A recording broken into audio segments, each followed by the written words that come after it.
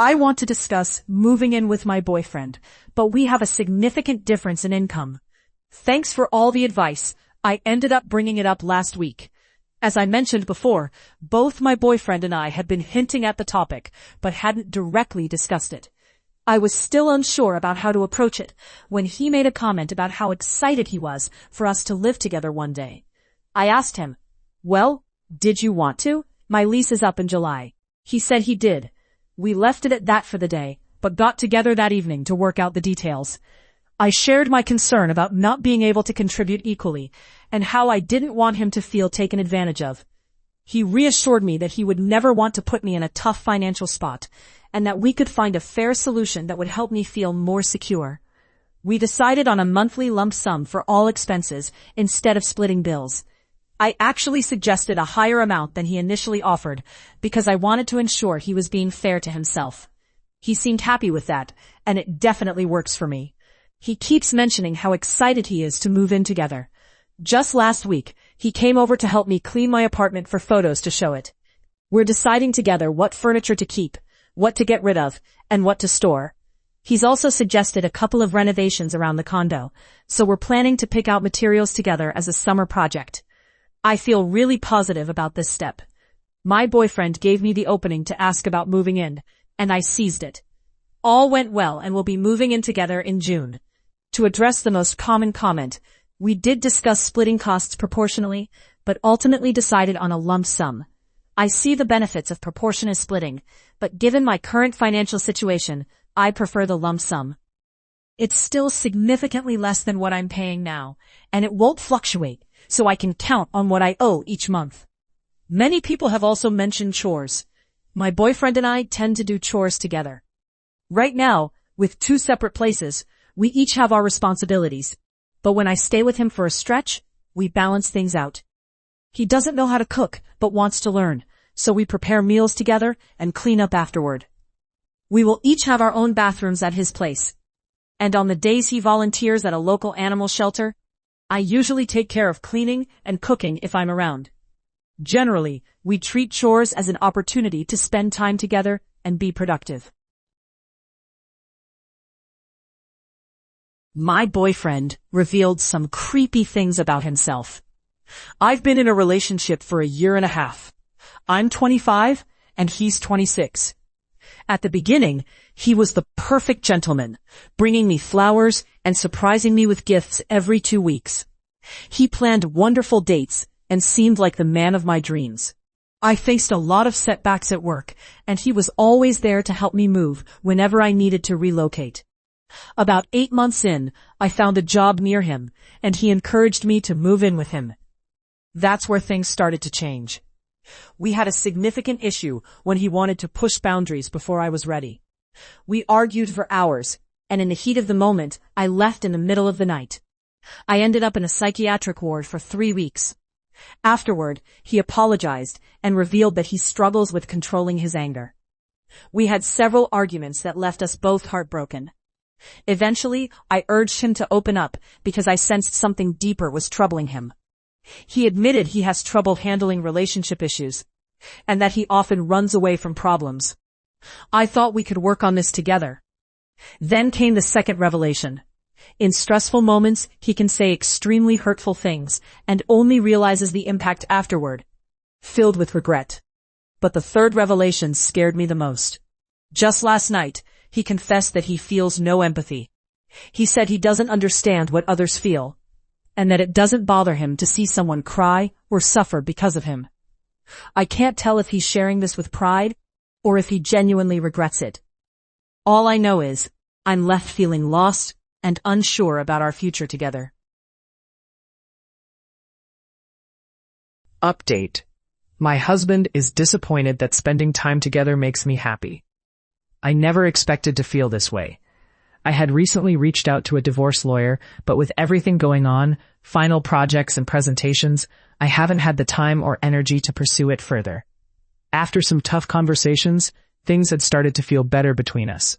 We spent time together with our toddler, and it felt like we were reconnecting. But during a walk today, everything changed. I asked him how he felt about us, and he admitted he was disappointed, feeling like he was the problem. He said if it weren't for him, we wouldn't be in couples therapy. But I felt frustrated, because I'm not asking him to change. I just want him to be the person he used to be. He used to surprise me with homemade picnic dates, and my favorite treats. We would go on weekly dates and share everything. But after our baby was born, he began to push me away, insisting I shouldn't rely on him, while also pushing for a polyamorous relationship. He claimed he'd give everything to others, but couldn't offer me the same support. It was so different from how he used to treat me. When I expressed my feelings during our walk, he acknowledged his faults, but insisted I wouldn't believe him, which felt like a contradiction. In therapy, I plan to address how we've been looking at our issues from both sides. I've tried to protect his feelings, but I haven't done anything wrong. I've reacted to the impossible situation he created. I can't understand why the birth of our child changed him so drastically. He often makes excuses, saying he didn't get to do much during that first year, but I see him going on hikes, camping trips, and spending time with friends.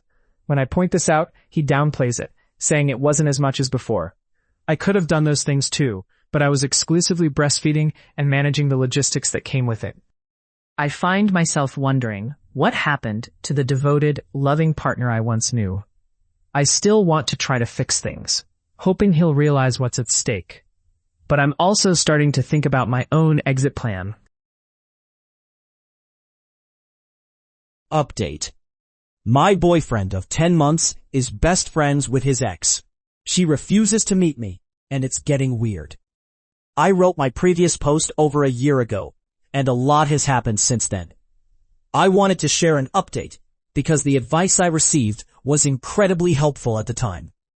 For a few months after my last post, things remained pretty much the same. Jeff and I continued dating, and he maintained his friendship with Jenna. I never met her, but everything else in our relationship felt so good that I tried to manage my feelings about it. However, things became really difficult when I took a work contract 12 hours away for 3 months. I hardly saw Jeff during that time, and I found myself checking Jenna's Instagram almost daily, often seeing new photos of them together. Being away made me feel like Jenna was his real girlfriend, and I felt worthless and stressed, knowing he was spending so much time with another woman. While I was away, I made the tough decision to break up with Jeff. When I returned, I was clear that his relationship with Jenna was unacceptable for me. I told him it would be hard for him to date anyone who wasn't her as long as she was in his life. He didn't understand why it was such a problem, and insisted he couldn't control her behavior, though he promised he hadn't cheated. I explained that by allowing their friendship to continue, he was disrespecting me and our relationship. After that, I didn't speak to him for a few months and focused on my life. I took another contract out of town and even considered moving permanently. Then one night, Jeff called me and apologized. He said he had been reflecting on our relationship and realized he had been in the wrong. He mentioned that his friendship with Jenna was becoming toxic, and that he planned to end their business partnership.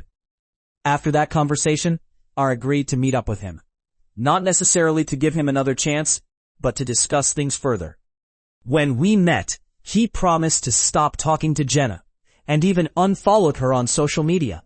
Now, he hasn't spoken to her in 6 months, and we've gotten back together.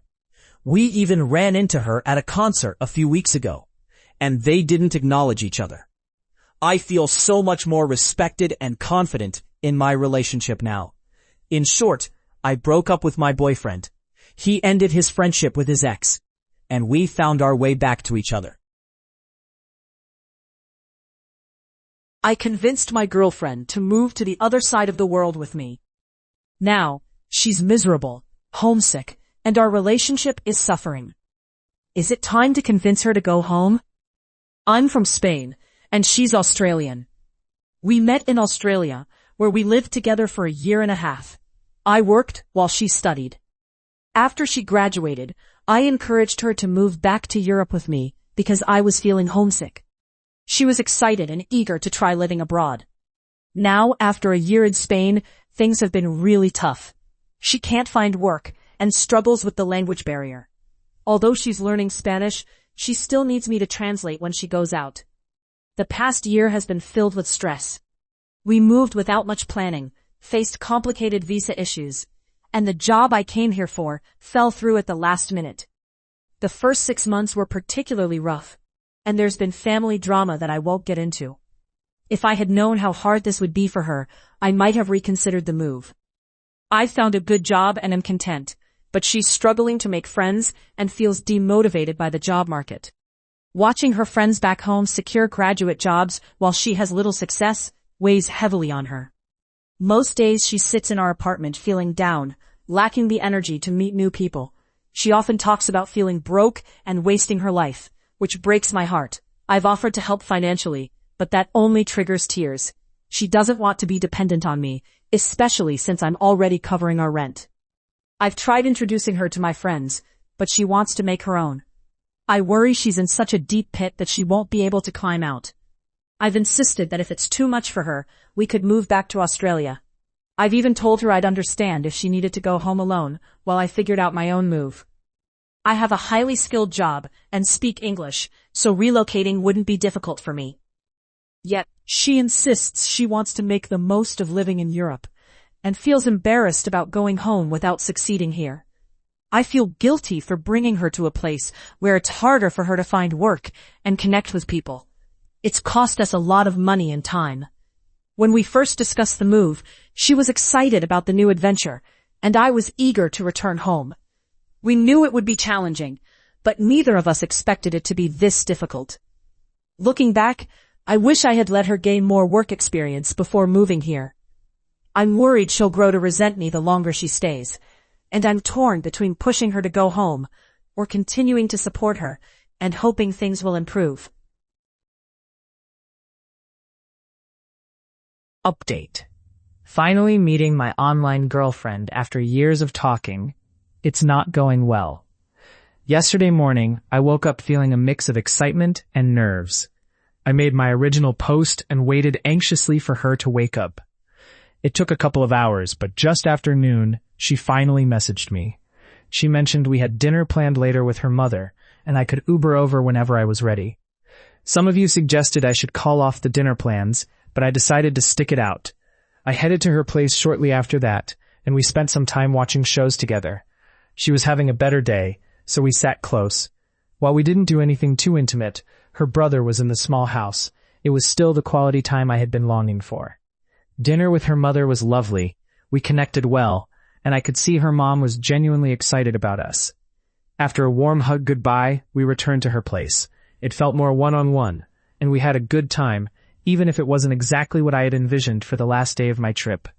As the evening wore on, I half expected her to want me to Uber back, but she surprised me by driving me herself. She helped me confirm my packing for my early flight, and we ended the night with a sweet kiss. Later we realized she hadn't taken a photo of us for a frame she bought. I felt a bit sad about it, and when I suggested I should just Uber back, she told me to come down. Anxiety be damned. She drove back just for the photo and another goodbye smooch. Overall, it wasn't the perfect weekend, but I'm choosing to stay cautiously optimistic.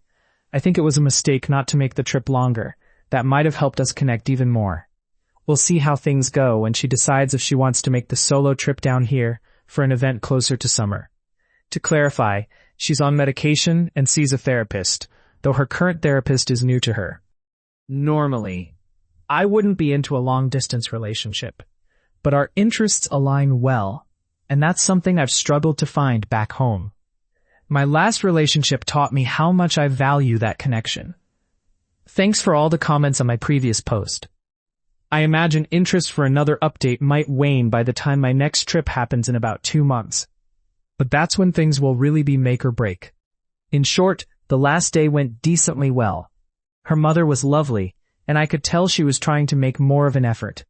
We're still planning to meet again for an event near me in the coming months, and that will be crucial for us. I learned the full truth about my cousin's divorce, and my mom's reaction completely shattered me. My mom has been low contact with her oldest sister for about 2 to 3 years. They barely speak, and as a result, our families have drifted apart. Recently, my mom attended a celebration and ran into my cousin, who is the daughter of that sister. For context, my cousin is incredibly successful and independent. She owns a finance-related business, lives comfortably in a villa, travels abroad regularly, and her kids attend excellent schools. She doesn't rely on anyone to survive. That's when my mom discovered the truth about my cousin's marriage. And honestly, it was worse than I ever imagined. My cousin's husband had been having an affair. But it wasn't some distant secret. He brought his mistress into their home, into her safe space, without her ever realizing it. The scariest part? There were no obvious signs. He was always by her side, attentive and involved. His phone was never hidden. He was open, with no suspicious behavior. He played the devoted husband so well that my cousin never suspected a thing. At one point, they even traveled abroad together, and he brought the mistress on the same plane. My cousin had no idea. Imagine trusting your partner completely, while the person he's cheating with is literally sitting there too. Everything only came to light because the mistress's husband was a private investigator. When he became suspicious, he gathered concrete evidence, messages, movements, proof. The situation escalated so far that the police got involved, since cheating in marriage can be a crime in my country. If caught, you could face serious consequences. When my cousin found out, she acted immediately. She filed for divorce without hesitation. No public drama. No bargaining. No let's try again. She chose dignity and walked away. Instead of supporting her, my mom's reaction was, she shouldn't have divorced him so quickly. Men make mistakes. She already has kids. She should reconsider. I was stunned. This is the same woman who raised me to value independence and self-respect. The same woman who taught me to never tolerate disrespect, to never depend on a man, and to always choose myself. Yet when a woman does exactly that, after extreme betrayal and humiliation, my mom thinks she should go back? It made me realize something deeply unsettling. If this had been me, she would have told me the same thing. All those values suddenly feel conditional, as if they only apply until a woman is married, has children, or has too much to lose. I'm angry, disappointed, and honestly heartbroken. I don't know how to reconcile the woman who raised me with her reaction to this situation. My alcoholic boyfriend of 9 years slept through my entire birthday and our plans. I don't have anyone who can relate to my situation, so I'm sharing it here. I'm a 33-year-old woman, and my boyfriend is 36. We don't have kids, but we do have 2 dogs and a home together. Right now, he's not working and is between jobs. My birthday was 3 days ago, and I'm still crying and feeling so hurt. I'm not usually big on birthdays, but this year, I just wanted one day to relax and spend time with him. I thought our plans were simple. I would go to my Saturday morning class and leave by 11 a.m. so we could walk our dogs and later enjoy ramen for dinner. I even asked him to do the dishes that had piled up in the sink. Did any of that happen? Absolutely not. And I can't believe I let myself think it would. This relationship has been the best I've ever had in terms of our connection. It felt effortless and right, until a few years ago when his alcohol problem began to affect everything in our lives. He has lost every job he's had due to attendance issues, and it has bled into our relationship. His promises to family or friends often end with him flaking because he's too hungover or just wants to stay home and drink. It's like he knows he has a problem, but doesn't care enough to change until things get really bad. I've been standing at the door, ready to leave, and he knows it. I've tried to let things go because I love him, but now I'm starting to see how little he values me. This time it feels different. As much as I want to move past this, I just can't. I can't keep fooling myself into believing things will change when they've been broken for years. Up until my birthday, I didn't realize that was the last straw. The one day I was excited for, the day I even rescheduled with my parents, was ruined because he chose to sleep all day until 5 p.m. When he finally woke up, he was sick from drinking. I've said hurtful things when I'm upset, and I've had my own struggles with alcohol, though nothing like his. I recognize when I'm messing up and do my best to check myself. But now, I feel so hopeless. I thought I would be with this man for the rest of my life, but the fog is starting to clear, and I'm feeling desperate to get out. I'm tired of being an afterthought, along with our 2 dogs that he wanted to adopt, but can't even be bothered to walk unless I remind him. He's not the man I fell in love with. Alcohol has consumed him. A few years ago, I reached out to his parents, and they held something like an intervention. He did well for a while, but sometimes old habits just don't die. I never thought I'd be in my mid-30s, feeling like I have to start all over again. I always wanted kids, but I don't see that happening with him, and my time is ticking. This feels so unfair. I'm now facing the reality of uprooting my life and selling my dream home because of his lack of effort. My birthday was just the cherry on top of all the issues I've brushed aside for so long. As heartbroken as I am, I'm also eager for a new chapter. I deserve so much better, and this relationship has dragged me down for too long. I wish I could forgive him, but I can't keep lying to myself. Deep down, I don't think he can change, and I can't keep living like this. Please tell me I'm making the right decision to leave. My boyfriend told me to move out and meet his financial ultimatum, and I secretly applied for my own apartment. Did I mess up? My boyfriend and I have been together for about 3 years, living together for 2.5. He's incredibly good with money, coming from a privileged background with a successful family business. His parents instilled in him strong financial habits, which he carries into adulthood. I, on the other hand, grew up with a single mom who was a teacher. We managed, but money was always tight. While both of us earn over $100,000, I've struggled with managing finances due to past trauma and a lack of financial literacy. We're both committed to getting married, but he has specific requirements, a comprehensive financial disclosure, a prenuptial agreement, and even background and credit checks. I've been open about my debt, and he has too. But he has significantly more savings and better credit. To feel comfortable marrying me, he's set financial goals for me, paying off my credit card debt, building an emergency fund, and making substantial payments on my student loans, which exceed $100,000. Lately, things between us have been tense. We've been arguing over small things, and it triggered me to shop compulsively. Just before he left for a weekend trip, he suggested I consider moving back to my hometown for a couple of months to give him space. He wanted no contact during that time. I felt overwhelmed. My job is mostly remote, but I need to be in the same state. He insisted I lie to my manager about needing to care for my mom, but when I asked my job, they told me I'd need to take leave. When I asked him if he would honor his word about giving me space if we decided to break up, he said no. That shocked me. I don't have family or friends in this state, and that scared me. Out of fear, I started looking for apartments and applied for my dream place that night. I got approved and toured it last week. When he returned, I told him I couldn't move home and had found a new apartment. He was upset, saying it felt sneaky, and questioned how we could work on our relationship if I was living 20 minutes away. He pointed out that moving out would make it harder for me to meet the financial goals we set, as I'd be paying more in rent and utilities. He also mentioned it would be inconvenient for him, since I handle most of the cooking and cleaning. For the past 2 days, he's given me the silent treatment, waiting for my decision. When I told him I wanted to stay, he asked about my progress on the financial goals. I admitted I hadn't made much headway, except on my emergency fund. Now, he's drawn a line in the sand.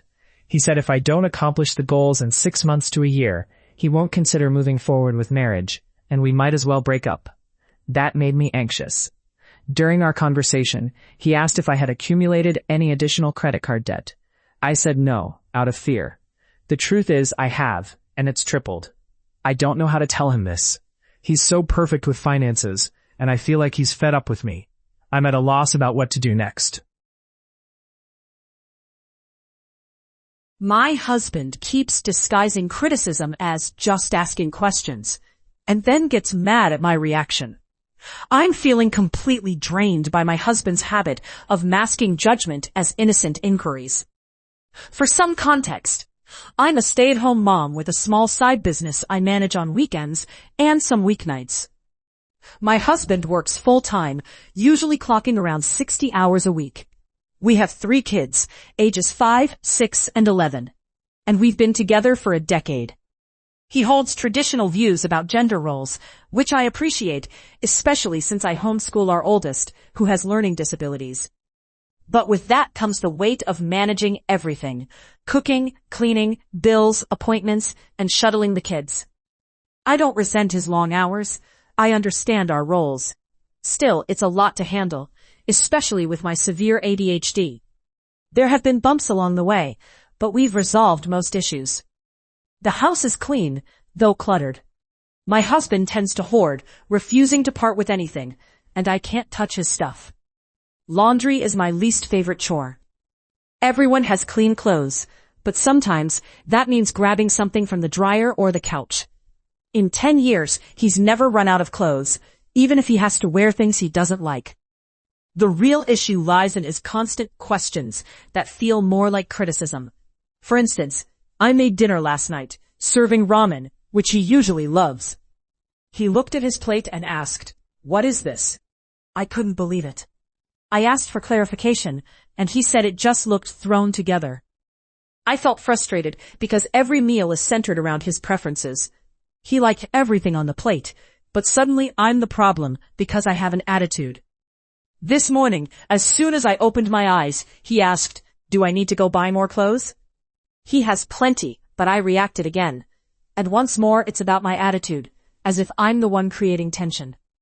He insists he's just asking questions, and I'm taking it the wrong way. I don't know how to make him see that these aren't neutral inquiries, they're veiled judgments. His confusion afterward feels so invalidating, and I'm just exhausted from it all.